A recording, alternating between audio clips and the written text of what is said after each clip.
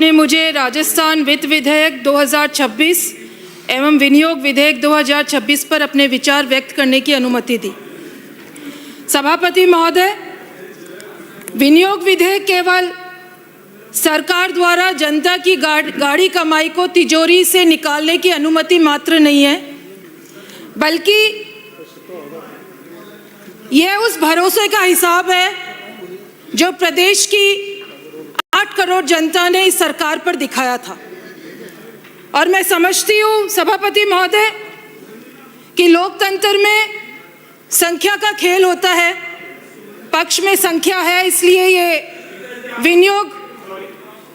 ओ आप और श्रवण जी दो ही सुनने, श्रवण जी को भी सुनाना, आपको सुनाना, और किसको, कोई है ही नहीं साथी। तो कोई नहीं, आप सामने बैठे हैं, ठीक है, कोई दिक्कत नहीं, आप सुन रहे हैं, हमारे प्रभारी मंत्री जी भी सुन रहे हैं। लोकतंत्र में संख्या का खेल, श्रवण जी बैठो, लोकतंत्र के अंदर संख्या का खेल होता है और संख्या आपके पक्ष में है तो निश्चित तौर पर वित्त विधेयक और विनियोग विधेयक आज पारित भी हो जाएगा। सभापति महोदय, पक्ष और विपक्ष के अंदर हम सब बहुत अपने अपने हिसाब से अर्थशास्त्र का ज्ञान रखते हैं और अपने अपने हिसाब से यहाँ पर अपनी बात रखते हैं। और मैं समझती हूँ गांव के अंदर जो गरीब किसान और मजदूर बैठा है उसको हमारी भारी भरकम जो शब्दावली हम यहाँ पे काम में लेते हैं, राजस्व घाटा, राजकोषीय घाटा, जीडीपी, उनसे उनको मतलब नहीं है।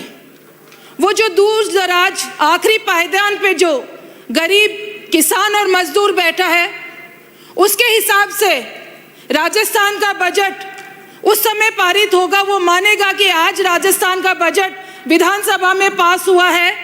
सभापति महोदय, जब उसकी थाली में एक और रोटी आ जाएगी, सभापति महोदय, उसे तब मालूम होगा जब हमारा बजट पास करने का, जब उसके खेत के अंदर खाद और बीज आ जाएगा। सभापति महोदय, उस गरीब किसान को और मजदूर को हमारे बजट पास होने का तब पता चलेगा जब हम किसी बेरोजगार को रोजगार दे देंगे। सभापति महोदय, अब मैं कुछ राजस्थान की जो आज की स्थिति है उसके बारे में चर्चा करना चाहूंगी।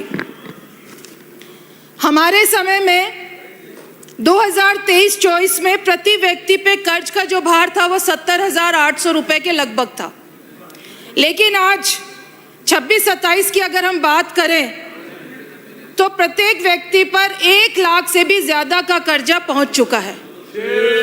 इसका मतलब ये है सभापति महोदय कि 2 साल के अंदर राजस्थान के अंदर प्रति व्यक्ति कर्जा जो है वो 1.5 गुना बढ़ा। हम बात करते हैं यहाँ पर पक्ष के अंदर जो भी हमारे विधायक, सम्मानित विधायक खड़े होते हैं, डबल इंजन का नारा देते हैं, डबल इंजन की बात करते हैं, ये आपका डबल इंजन है। अगर आपका डबल इंजन है तो इस घाटे को कम करना चाहिए। लोग पे जो पर व्यक्ति जो कर्ज बढ़ रहा है उसको कम करने की कवायद अगर हम लोग करते हैं तब डबल इंजन आपका काम आता है। सभापति महोदय, राजकोषीय घाटे की अगर हम बात करें तो राजकोषीय घाटा एसजीडीपी का 3.69% है और अनुमानित सीमा जो है वो 3.70 है। और ये तो आपने अनुमान करा है कि इतना घाटा होगा, लेकिन एक्चुअल के अंदर जब समय आएगा तब हो सकता है कि ये घाटा 3.70 से कहीं ज़्यादा चला जाए।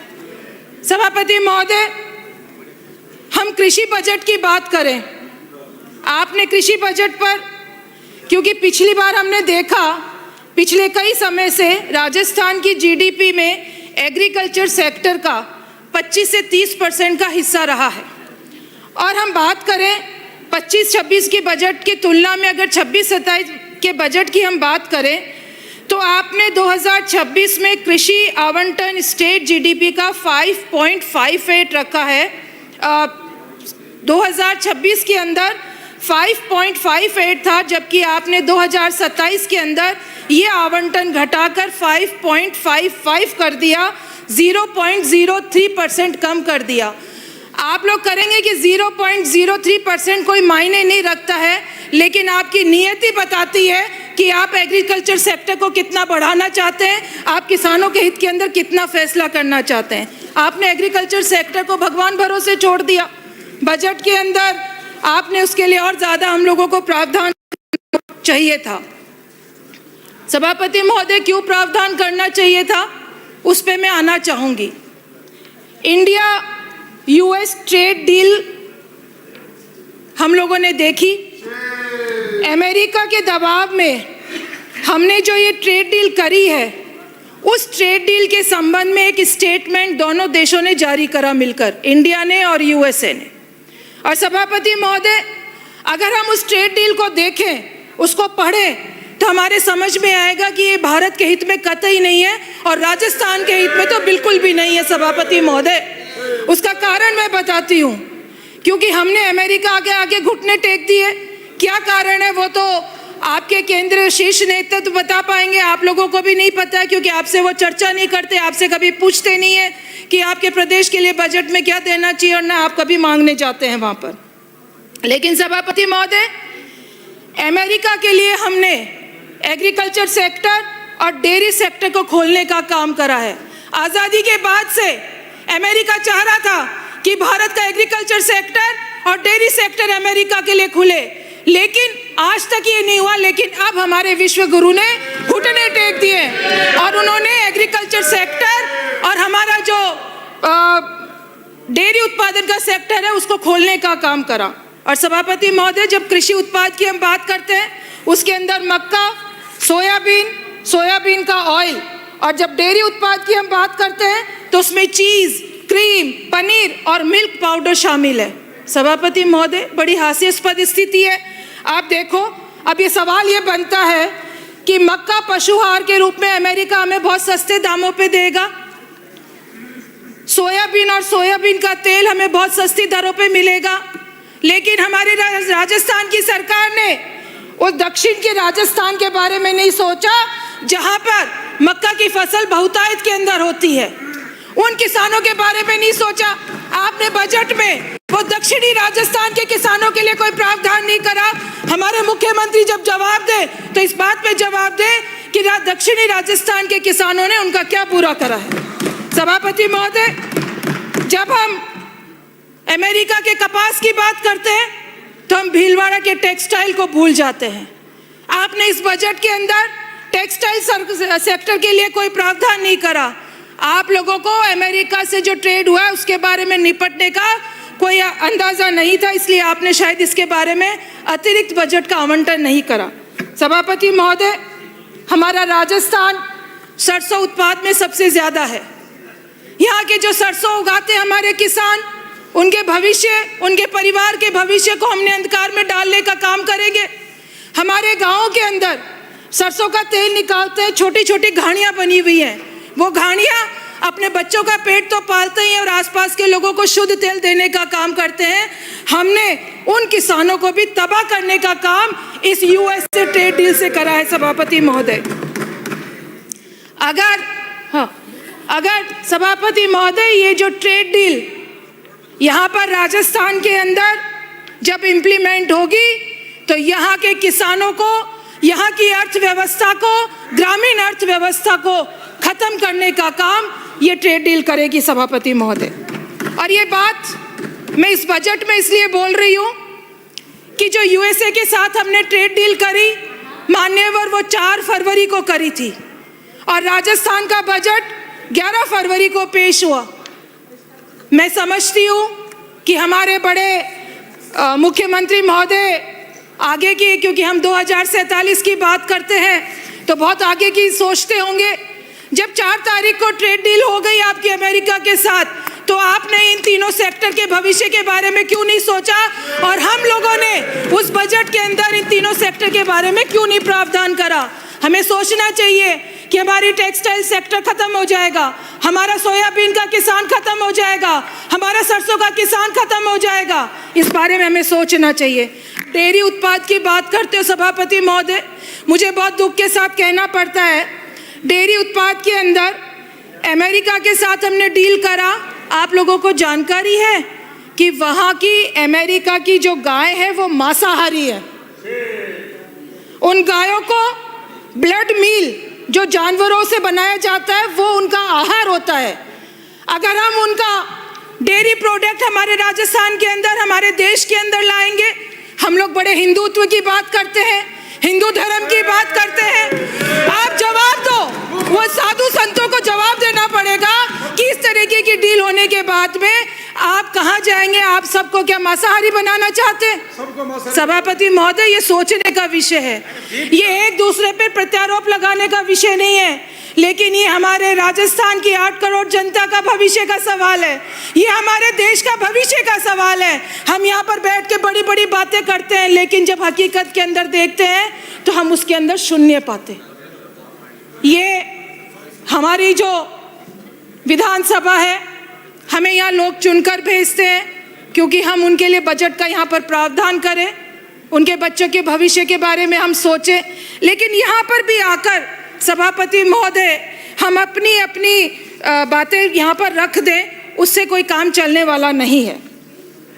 एक और मजे की बात सभापति महोदय, केंद्र करों की हम बात करें, केंद्रीय करों में राज्य का हिस्सा अब तक 6.026% था। 15वें वित्त आयोग की सिफारिश पर ये हमें पिछली बार मिला। सभापति महोदय, 16वें वित्त आयोग की सिफारिश के अनुसार हमारा हिस्सा घटकर 5.926% रह गया है, और मैं समझती हूँ ये इस सरकार की सबसे बड़ी फेल्योर है। इसलिए फेल्योर है कि केंद्रीय वित्त आयोग एक संवैधानिक संस्था है, हमारा सीधा उससे कोई ताल्लुक नहीं है। लेकिन सभापति महोदय, हमारे जो इसके जो प्रतिनिधित्व मंडल आया था, जिसमें अरविंद जी पानगढ़िया साहब थे उसके वित्त आयोग के अध्यक्ष, और उनकी टीम जब राजस्थान का दौरा कर रही थी तो हमारी सरकार ने इस पे विशेष ध्यान नहीं दिया। हमारी सरकार ने ज़्यादा बजट लेने के लिए उन पे कोई दबाव नहीं बनाया। हमारी सरकार ने, राजस्थान की सरकार ने न कोई ऐसे मापदंड उनसे तय कराए जिससे वो हमें कोई विशेष पैकेज देकर जाए। सभापति महोदय, इस बारे में भी हमारी सरकार का फेलियर है। हमारा जो हाँ, राजस्थान के भीलवाड़ा से है शायद। सभापति महोदय, जब 15वां वित्त आयोग राज्य को कर बांटता था, जब बंटवारा होता था तो क्षेत्रफल को 15% का वेटेज दिया जाता था। लेकिन 16वें जो वित्त आयोग है उसने हमारे राजस्थान के क्षेत्रफल को 10% का, केवल 10% का वेटेज दिया, इसलिए हमारा करों के अंदर हिस्सा कम हो गया। सभापति महोदय, ये एक सोचनीय विषय है कि हम क्या करना चाह रहे हैं। इसका मतलब हमारी डबल इंजन की सरकार, हम बोलते हैं लेकिन काम की नहीं है, उसके इंजन फेल है। इस बारे में भी हमें सोचने की, क्योंकि जो फंड हमें वित्त आयोग से मिलेगा सभापति महोदय, वो यहाँ की जनता के काम आने वाला है, राजस्थान के विकास के अंदर काम आने वाला है। लेकिन उसके अंदर भी अगर राजस्थान की सरकार उदासीनता दिखाती है तो ये बहुत सोचने की बात है। सभापति महोदय, अब कैग की रिपोर्ट पर आए, क्योंकि पूरा लेखा जोखा, वित्तीय लेखा जोखा है वो कैग देखती है, अच्छा बुरा है उसके बारे में कैग बताती है। सभापति महोदय, माननीय, मैं आपको बताना चाहूंगी कि कैग की आपत्ति आई है रिपोर्ट पर 25-26 के ऊपर। कैग ने निरंतर ये चिंता जताई है कि राजस्थान अपनी उधारी का एक बड़ा हिस्सा 60 से 70% पुराने ऋणों के पुनर्भुगतान पर और राजस्व घाटे को पाटने में खर्च कर रहा है। सभापति महोदय, कैग ने इसे वित्तीय स्थिरता के लिए एक जोखिम बताया है। दूसरा जो कैग ने कहा, कैग ने ये माना है कि राजस्थान सरकार के सार्वजनिक उपक्रमों की स्थिति बहुत दयनीय हो गई है। सभापति महोदय, राजस्थान सरकार ने सार्वजनिक उपक्रम में लगभग 62,818 करोड़ का निवेश किया। कितना किया सभापति महोदय? 62,818 करोड़ रुपए का निवेश किया और केवल मात्र 6 करोड़ का रिटर्न उसे मिल सका है। ये तो स्थिति राजस्थान की है। और रिपोर्ट ने इसे सरकारी धन की बर्बादी और निवेश के प्रबंधक में चूक माना है। सभापति महोदय, ये सरकार सो रही है, हवा के अंदर बात करती है, यहाँ पर आके बड़े बड़े लच्छेदार भाषण देते हैं, लेकिन हकीकत से बहुत दूर है। सभापति महोदय, चिल्लाओ, कोई फर्क नहीं पड़ेगा, बोले आप। कृपलानी जी, आप हर बार बीच में बोलते हो। बाबू सिंह जी तो मेरे साथ 8 से 13 में विधायक रहे हुए हैं, बहुत सीनियर हैं, और यहाँ पे जो बात रखते हैं मेरे पिताजी रामनारायण चौधरी जी, कभी कोई वक्तव्य रखते थे, मैं रखती हूँ तो मैं कोई ऑथेंटिक लेकर आती हूँ, हवा में बात नहीं करती हूँ। और ये मैं आरोप नहीं लगा रही हूँ, ये आपके और हमारे सोचने का विषय, हम दोनों पक्ष मिलकर इसका रास्ता हमें निकालना चाहिए ताकि राजस्थान के हित के अंदर हम लोग फैसले कर सके।